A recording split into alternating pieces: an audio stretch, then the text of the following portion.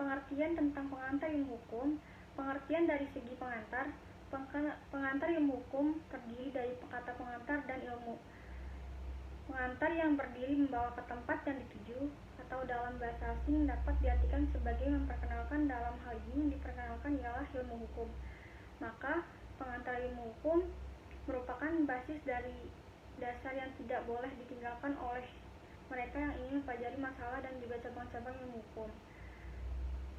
Cabang-cabang ilmu hukum yang termasuk ilmu hukum, pandangan penulis mengenai bagian-bagian dari ilmu hukum sebagai berikut. 1. Sosiologi hukum. 2. Sejarah hukum. 3. Perbandingan hukum.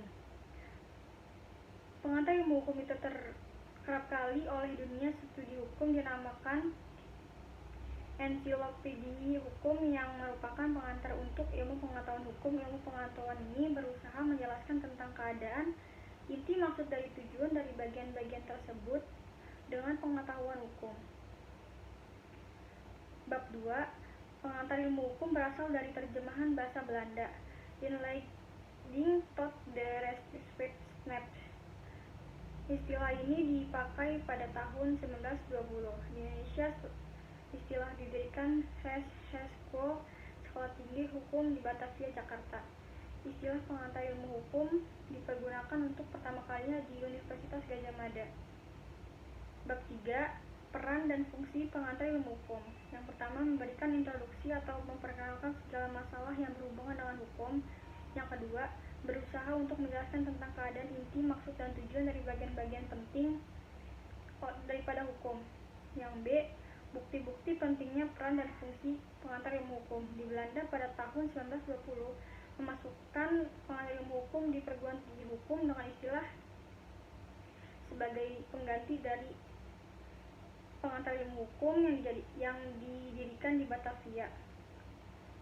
Bab 4. Kedudukan pengantar ilmu hukum di antara ilmu sosial dan lainnya. A. Ditinjau dari segi ilmu hukum. Dari segi ilmu sosial, pengantar ilmu hukum adalah suatu mata pelajaran yang merupakan pengantar ke arah ilmu hukum. Ilmu hukum ini terdiri ilmu sosial yang objek penyelidikan adalah tingkah laku manusia dan masyarakat dalam berbagai bentuknya, dan mempelajari oleh ilmu hukum dan masalah manusia. B. Ditinjau dari segi disiplin umum. Filsafat hukum, ilmu yang memberikan pelajaran pertanyaan berdasarkan hak dari hukum. Bab 5. Metode pendekatan dalam mempelajari pengantar ilmu hukum. Pengantar ilmu hukum mempelajari hukum dari segi ilmiah secara sentral dan universal. Universal karena pandangannya adalah kepada hukum yang berlaku kapan saja dan di mana saja, tidak dibatasi dengan negara. Maka pengantar ilmu hukum mempelajari hukum secara menyeluruh. Bab 6. Persyaratan sebagai dosen pengantar ilmu hukum. Yang diperlakukan mendekat secara khusus bagi seorang dosen pengantar ilmu hukum harus menguasai bahan-bahan bagi dosen yang menjadi pembahasan mata pelajaran pengantar ilmu hukum maupun pengetahuan lainnya yang mendukung pengantar ilmu hukum. Memahami syarat-syarat pedagogis, mempunyai kemampuan untuk menarik serta mengembangkan sebagai mahasiswa, memberi petunjuk kepada mahasiswa agar para mahasiswa untuk selanjutnya dapat belajar menurut caranya sendiri. Hakikat daripada pengantar ilmu hukum. Dari uraian dengan singkat dapat dikatakan bahwa pengantar ilmu hukum suatu pelajaran mata pelajaran yang menjadi pengantar dan penunjuk jalan bagi orang yang ingin belajar hukum. 2. Sebagai pelajaran mata pelajaran, pengantar ilmu hukum memberikan dan menanamkan pengertian dasar mengenai arti. Bab 7. Ruang lingkup pembahasan oleh pengantar ilmu hukum. Dari judul pengantar ilmu hukum terlihat bahwa yang menjadi aspek PIH adalah ilmu hukum. Materi yang dibahas oleh PIH dapat dibagi menjadi hukum sebagai objek ilmu hukum. Yang A. Apakah hukum itu? Yang B. Apakah tujuan hukum itu? Yang C. Bagaimanakah hukum itu dibentuk? Yang D. Apakah sumber-sumbernya? Yang E. Bagaimana sistem dan klasifikasinya? Ilmu hukum sebagai ilmu kenyataan. Yang A. Antropologi hukum. Yang B. Sosiologi hukum. Yang C. Sejarah hukum. Yang D. Psikologi hukum. Yang E. Perbandingan hukum. Bab 8. Pengertian tentang hukum pendahuluan. Sebenarnya para sejarah telah lama mencari bahas tentang hukum, tetapi belum ada yang dapat memberikan suatu batasan atau definisi yang tepat. Para yuris masih mencari suatu definisi mengenai pengertian hukum. Yang A, sampai sekarang para sarjana belum ada memberikan definisi yang sama, apakah mereka itu sarjana hukum dari luar maupun dari dalam negeri. Arti hukum dalam etimologi segi. Hukum, kata hukum berasal dari bahasa Arab, merupakan bentuk tunggal. Kata jamakan adalah al-kas, yang selanjutnya diambil alih dalam bahasa Indonesia menjadi hukum. Di dalam pengertian hukum terkandung pengertian bertalian erat dan pengertian dapat melakukan paksaan.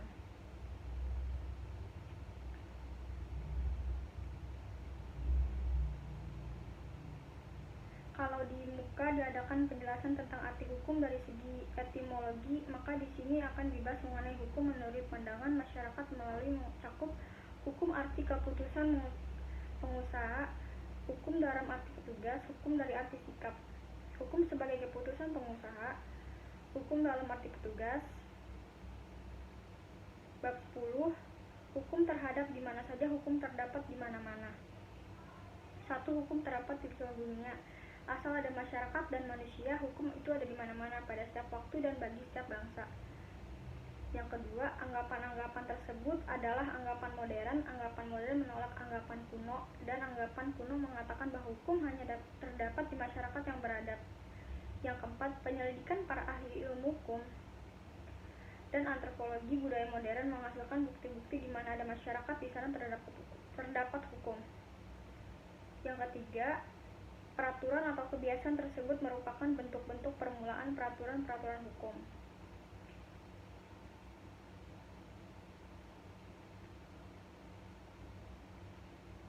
Bab 11. Peran dan fungsi hukum.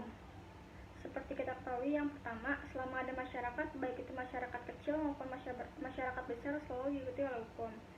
Yang B, hukum terdapat di mana saja dan di seluruh dunia selama ada manusia dan masyarakat, hanya bentuk hukum yang berbeda-beda tergantung pada tingkat peradabannya.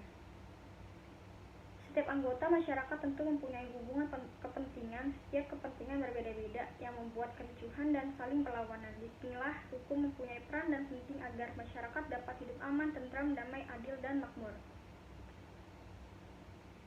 Fungsi hukum adalah sebagai alat pengantar tata tertib hukum masyarakat. Yang B, sebagai sarana untuk mewujudkan keadilan sosial lahir batin. Yang C, sebagai penggerak pembangunan. Yang D, fungsi kritis hukum. Bab 12. Pendapat berbagian ahli. Prof. Apelladon dalam bentuknya, Apelladon merupakan bahwa tujuan hukum adalah mengantar tata tertib masyarakat secara damai dan adil. Pasal 330 berbunyi, belum cukup umur, belum dewasa adalah belum mencapai umur genap 21 tahun dan belum melakukan pernikahan. Pasal 34 KUH Perdata yang berbunyi, seorang wanita tidak diperbolehkan kawin lagi selain waktu 300 hari menjelang perkawinan terakhir dibubarkan. Tentang keadilan distributif atau justitia distributivia. Keadilan distributif ialah keadilan yang memberikan kepada setiap orang berdasarkan atau jasa-jasanya. Keadilan distributif berperan dalam hubungan antara masyarakat dengan perorangan. Bab 13. Ketaatan pada hukum.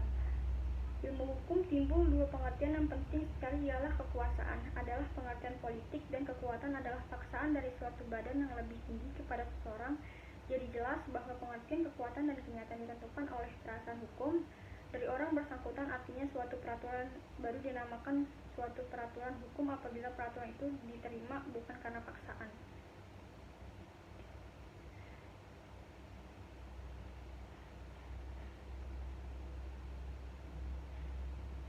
Apakah kodifikasi itu? Kodifikasi hukum adalah pembukaan hukum dalam suatu himpunan untuk memberikan yang sama.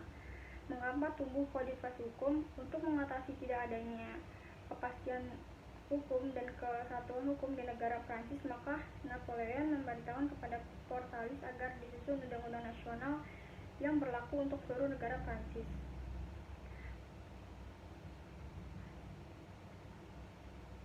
sebagaimana perkembangan kodifikasi Indonesia, negara Belanda tersebut dibawa ke Indonesia yang pada waktu itu diumumkan Hindia Belanda sebagai jajahan Belanda pada waktu Indonesia memproklamasikan kemerdekaannya pada tanggal 17 Agustus 1945, maka PPKI dan Dokorizu Shubi-Zinkai dalam sidangnya pada tanggal 18 Agustus 1945 menetapkan berlakunya undang-undang. Aliran-aliran hukum. Setelah adanya kodifikasi di negara Prancis yang menganggap bahwa kode sipil Prancis sudah sempurna serta dapat menampung seluruh hukum, maka timbullah aliran legalisme yang mendapatkan bahwa satu-satunya sumber hukum adalah undang-undang.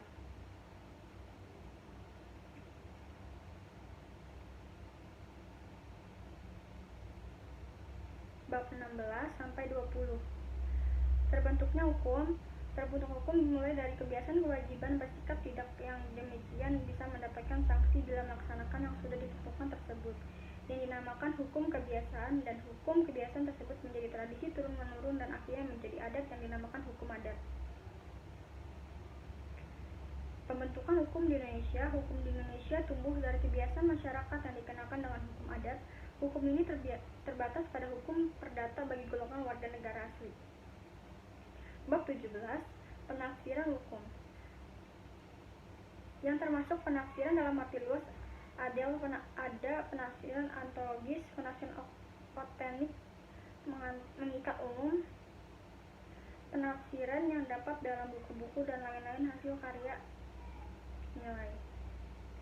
Dalam melaksanakan penafsiran peraturan perundang-undangan, pertama-tama selalu dilakukan penafsiran karena pada hakikatnya untuk memahami teks peraturan perundang-undangan dimengerti lebih dahulu arti kata-katanya.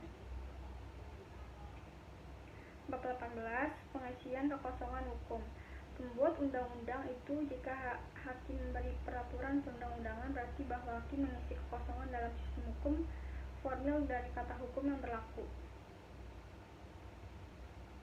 Bab 19 adalah sesuatu yang menimbulkan aturan-aturan yang mengikuti dan memaksa, sehingga bila aturan-aturan tersebut dilanggar akan menimbulkan sanksi yang tegas dan nyata bagi pelanggannya sebagai atas hukum, sebagai sesuatu yang merupakan permulaan atas hukum, misalnya kehendak Tuhan, akal manusia, jiwa bangsa, dan sebagainya. Bab 20. Pengolahan dan klasifikasi hukum. Dari segi praktis, supaya lebih mudah dan menemukan dan menerapkan hukum yang ada, para anggota badan-badan kenegaraan, demikian juga para fungsionalis hukum sebagai para hakim dan para pejabat administrasi untuk membuat alasan-alasan hukum dengan menerapkan hukum dan mempertahankannya. Dalam memperoleh suatu hak, 25. Kaidah hukum dan kaidah sosial. Manusia adalah makhluk sosial atau zoon politician. Kata Nicholas sebagai manusia sosial selalu ingin hidup berkelompok. Kaidah sosial tidak mengkaidahkan norma susila, berarti asusila. Norma susila dapat dikatakan peraturan-peraturan hidup yang berasal dari hati nurani manusia. Ia menentukan perbuatan mana yang baik dan mana yang tidak baik. Kaidah hukum. Ketiga, kaidah hukum sosial, kesopanan, kesusilaan, dan agama belum cukup menjamin tata tertib di dalam masyarakat, pergaulan hidup bermasyarakat, karena tidak ada ancaman yang cukup dirasakan sebagai paksaan dari luar. Penggolongan kaidah. Tata kaidah dengan aspek pribadi yang termasuk kelompok ini adalah kaidah agama atau kepercayaan dan kaidah kesusilaan. Persamaan antara kaidah hukum dan kaidah lainnya. Antara kaidah hukum dengan kaidah kesopanan, memandang manusia sebagai makhluk sosial, sudah puas dengan perbuatan lahiriah saja. Ilmu hukum sebagai ilmu pengertian subjek hukum pendahuluan. Beberapa pengertian apakah subjek hukum itu. Subjek hukum adalah sesuatu yang menurut hukum berhak atau berwenang untuk melakukan perbuatan hukum, atau siapa saja mempunyai hak dan cukup untuk bertindak dalam hukum. Manusia sebagai subjek hukum. Menurut hukum yang berlaku, setiap manusia mempunyai hak dan kewajiban. Hak kewajiban ini dilindungi oleh hukum, misalnya adanya larangan mengenai perampasan atau pendukungan. Hal tersebut mengakibatkan Tidak ada suatu hukuman pun mengakibatkan kematian, perdata, atau kehilangan semua hak-hak kewarganegaraan.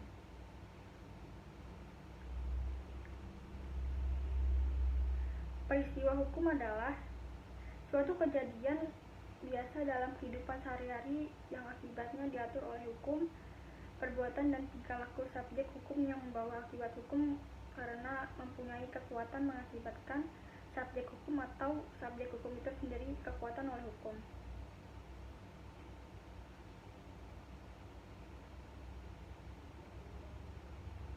Bab 26-30.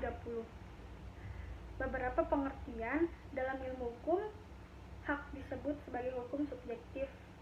Hukum subjektif merupakan segi aktif pada hubungan hukum.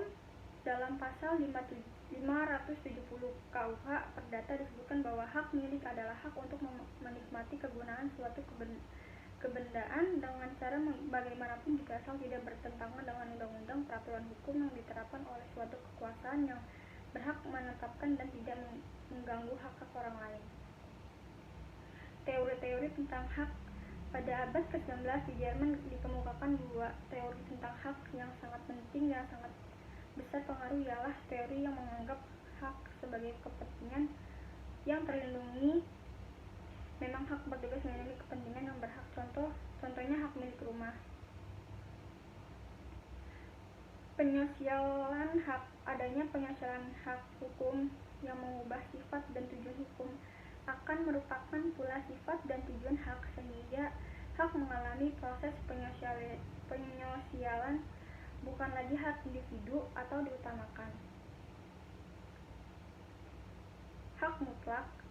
Kekuasaan dikatakan mutlak karena berlaku terhadap setiap subjek hukum itu. Hak mutlak yang merupakan hal yang memberikan kekuasaan kepada bersangkutan untuk kewajiban dihormati oleh setiap orang lain.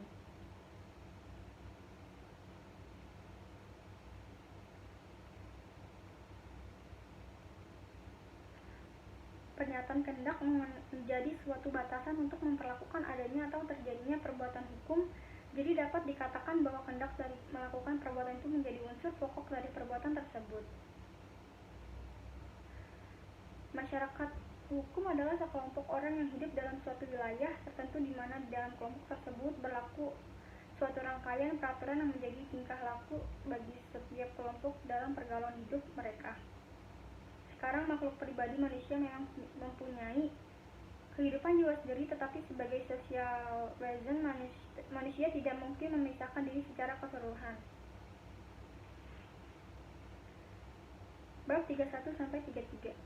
Psikologi hukum adalah suatu cabang pengetahuan yang mempelajari hukum sebagai suatu perwujudan dari perkembangan jiwa manusia. Psikologi hukum adalah ilmu pengetahuan tentang perilaku hukum. Maka dari kaitannya dengan studi hukum, ia akan melibatkan hukum sebagai suatu cara dari pencerminan perilaku manusia.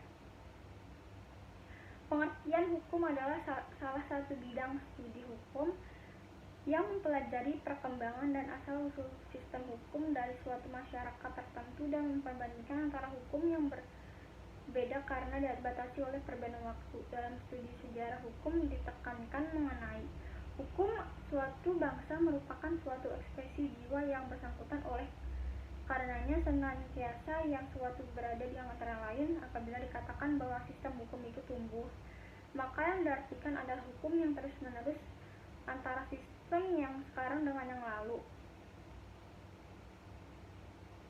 Bab 32. Perbandingan hukum adalah ilmu pengetahuan yang usianya relatif muda. Perbandingan hukum baru berkembang secara nyata pada akhir abad 20. Perbandingan hukum lebih diperlakukan karena dengan perbandingannya hukum dapat diketahui jika jiwa serta pandangan hukum bangsa lain termasuk hukumnya.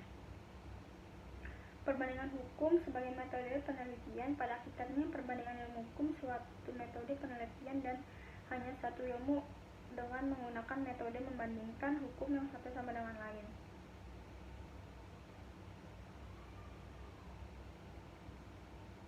Bab terakhir, kenyataan menunjukkan bahwa pada masa sekarang negara-negara Indonesia saling membutuhkan, saling erat hubungannya, saling tergantung satu sama lain. Adanya interdependensi ini disebabkan oleh adanya yang menyebabkan negara-negara itu sendiri dapat memenuhi sendiri kebutuhan warganya.